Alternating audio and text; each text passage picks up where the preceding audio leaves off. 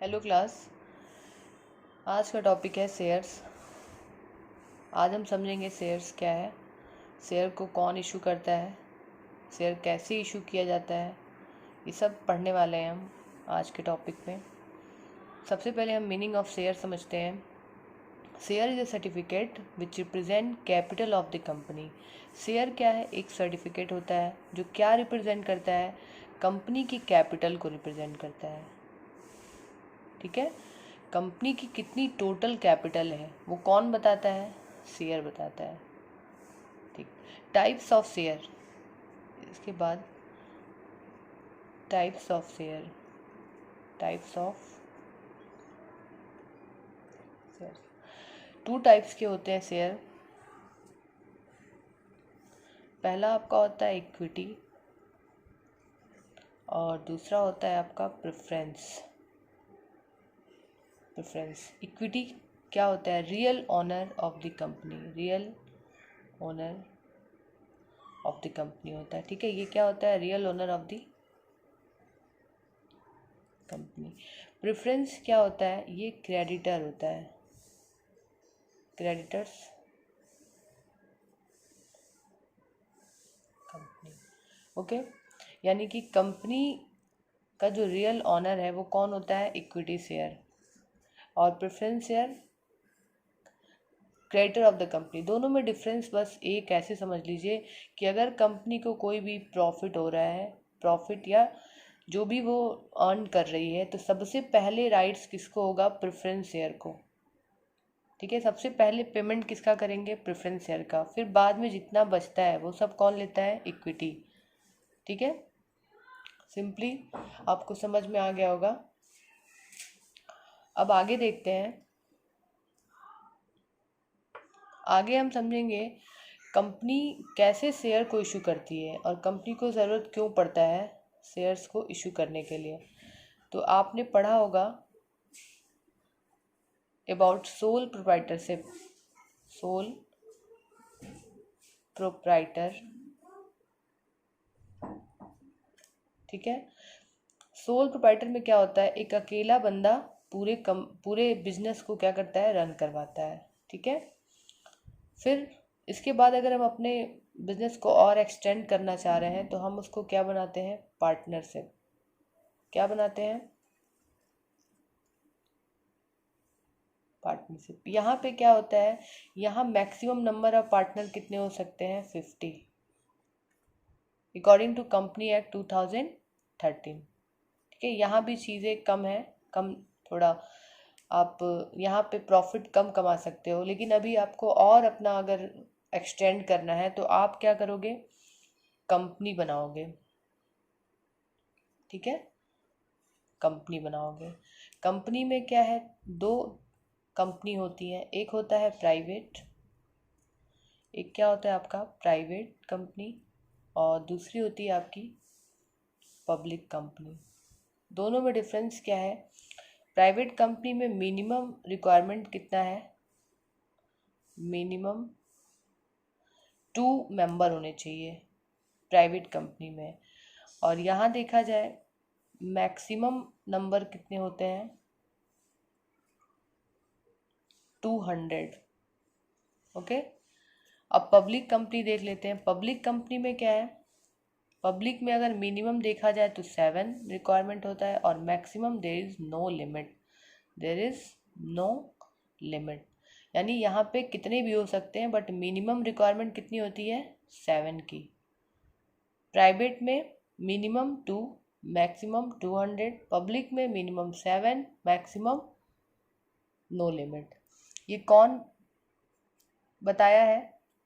किसके अकॉर्डिंग है ये? तो कंपनी एक्ट 2030, कंपनी एक्ट 2013, इसके अकॉर्डिंग आपका ये रिक्वायरमेंट बताया गया है।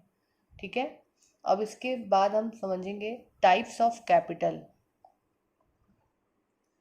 अब हम समझेंगे टाइप्स ऑफ कैपिटल।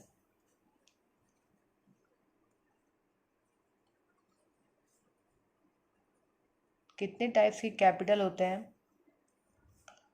तो 5 टाइप्स ऑफ कैपिटल हैं। पहला आपका होता है ऑथराइज्ड कैपिटल, ऑथराइज्ड कैपिटल। फिर आपका होता है issued capital, issued capital. And third आपका होता है subscribed capital. And fourth number आपका होता है कॉल्ड अप। एंड लास्ट में आपका होता है पेड अप। ठीक है। ऑथराइज को और दो नामों से जानते हैं, नॉमिनल कैपिटल और रजिस्टर्ड कैपिटल। ठीक है, ये याद रखिएगा। अब समझ लेते हैं कि ऑथराइज कैपिटल क्या होता है। ऑथराइज कैपिटल ये एक ऐसी कैपिटल होती है जब कंपनी स्टार्ट होती है तो एमओए में मेंशन करना होता है। किस में मेंशन करना होता है? एमओए। एमओए क्या है? Memorandum of association. क्या है MOA? Memorandum of association. Memorandum of association ये क्या करता है? इसका क्या काम है मेमोरेंडम ऑफ एसोसिएशन का?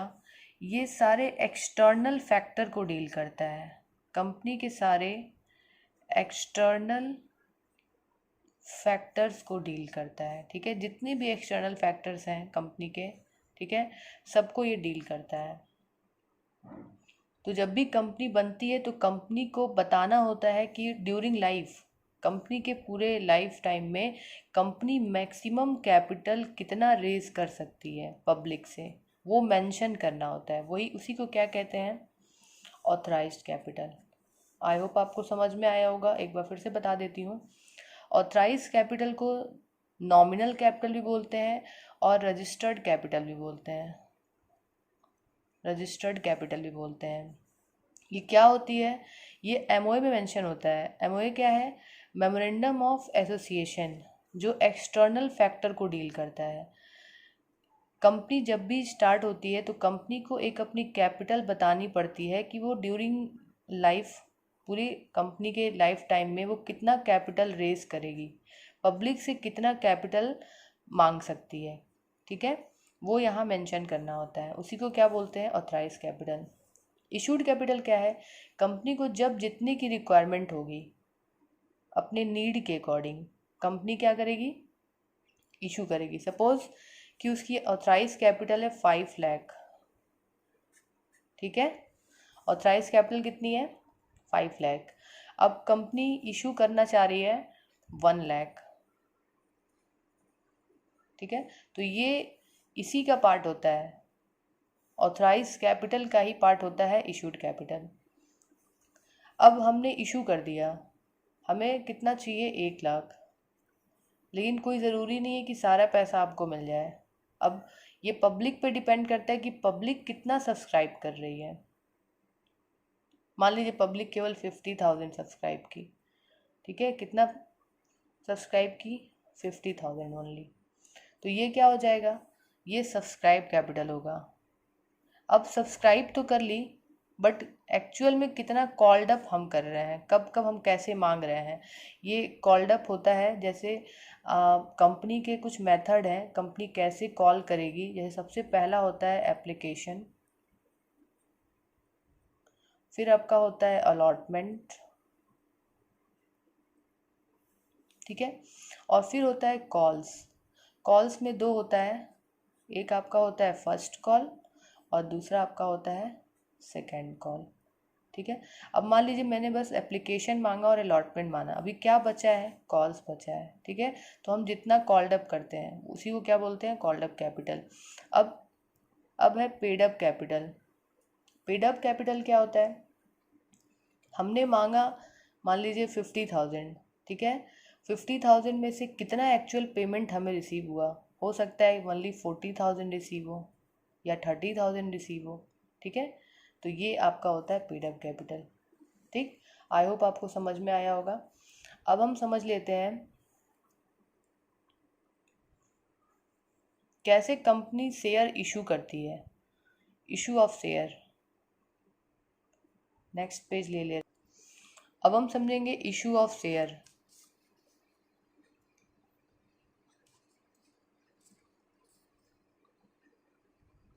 Issue of shares.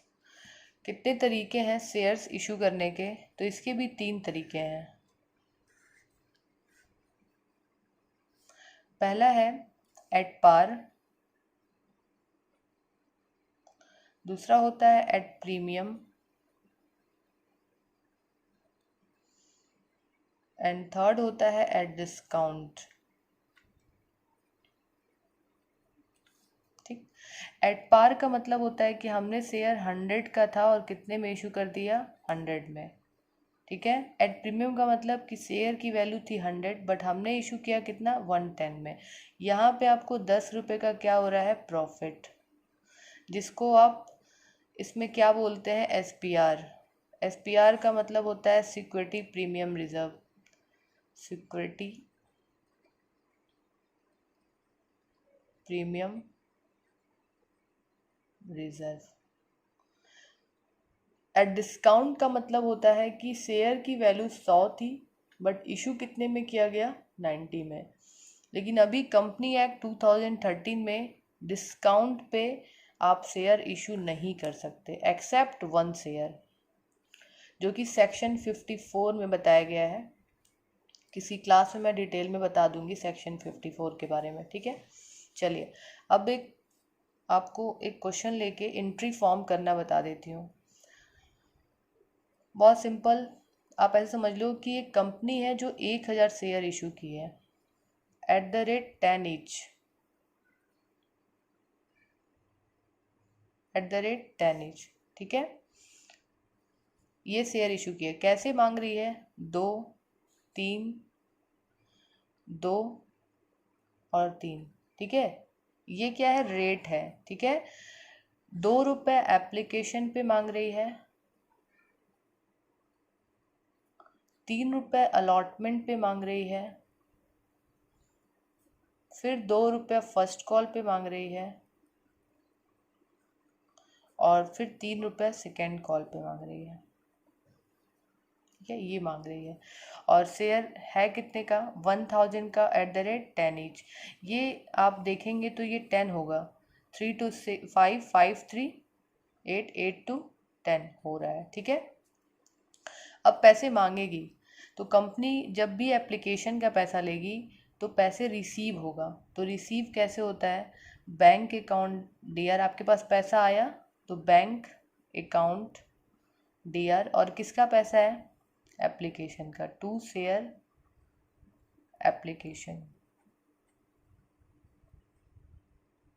ओके। कितने रुपये रेट है? 2। शेयर कितना है? 1000। ठीक है। तो 1000 इंटू 2 यानी कितना हो जाएगा? 2000। ये पैसा रिसीव हो गया। ठीक। उसके बाद इस पैसे को कंपनी शेयर कैपिटल में ट्रांसफ़र करती है। तो जब ट्रांसफ़र करेगी तो एंट्री हो जाएगी share application account DR, share application account DR to share capital, to share capital. कितना है? 2000। ठीक। अब जब भी allotment first call second call मांगेगी तो सबसे पहले ड्यू करेगी। क्या करेगी? ड्यू। ये किसकी एंट्री है? ये एप्लीकेशन की एंट्री है। ठीक। अब अलॉटमेंट का करेगी तो अलॉटमेंट को पहले ड्यू करना पड़ेगा, तो ड्यू की एंट्री हो जाएगी। नेक्स्ट पेज ले लेते हैं। देखिए ड्यू करेगी तो एंट्री हो जाएगी share allotment, share allotment account DR to share capital. ठीक। कितना है? शेयर कितना था? 1000। ठीक है। देख लीजिए यहाँ पे शेयर कितना है। शेयर है आपका शेयर कितना है 1000 इंटू 3, 1000 इंटू 3 यानी कितना हो जाएगा 3000। सिंपल, ठीक, आपका हो जाएगा 3000। फिर इसको कहाँ रिसीव कर लेगी इस पैसे को, तो bank account DR, bank account DR to किसका पैसा है, to share allotment, to share allotment कितना हो जाएगा सेम 3000। कितना पैसा है 3000। आई होप समझ में आ गया होगा आपको। अब किसका करेंगे, शेयर फर्स्ट कॉल का, share first call account DR to share capital, to share capital. इसका कितना है देख लीजिए, देख लीजिए कितना है इसका। इसका भी है 1000 इंटू 2000, और यहीं पे इसका भी देख लीजिए 1000 इंटू 3000। 3000 सेकेंड कॉल का है और फर्स्ट कॉल का 2000 है। देखिए कितना था 2000 एंड 3000, ठीक है। फर्स्ट कॉल का 2000 है और सेकेंड कॉल का 3000 है, तो सिंपली यहाँ पे कितना हो जाएगा 2000। फिर रिसीव कर लेंगे bank account DR, bank account DR to share first call, to share किसका पैसा है, टू शेयर फर्स्ट कॉल कितना हो जाएगा 2000, ठीक है। फिर सेम ऐसे ही कर लेंगे फाइनल कॉल का, share final call account DR to share capital, to share, okay देख लीजिए टू शेयर कैपिटल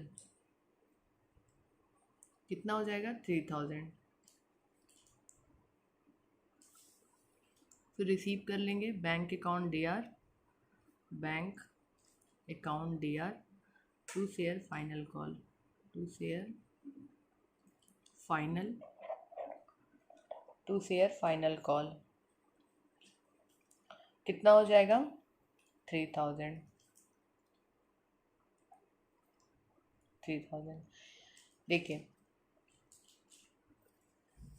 जब भी फर्स्ट टाइम एप्लीकेशन की एंट्री करते हैं तो पहले हम क्या करते हैं, रिसीव करते हैं पैसा, और फिर जितने भी कॉल्स हैं उसमें सबसे पहले हम क्या करते हैं, ड्यू करते हैं, ठीक है। ये ड्यू की एंट्री है, और फिर रिसीव करते हैं। पहले क्या करेंगे ड्यू, और फिर ड्यू करेंगे एंड देन रिसीव करेंगे, ठीक है।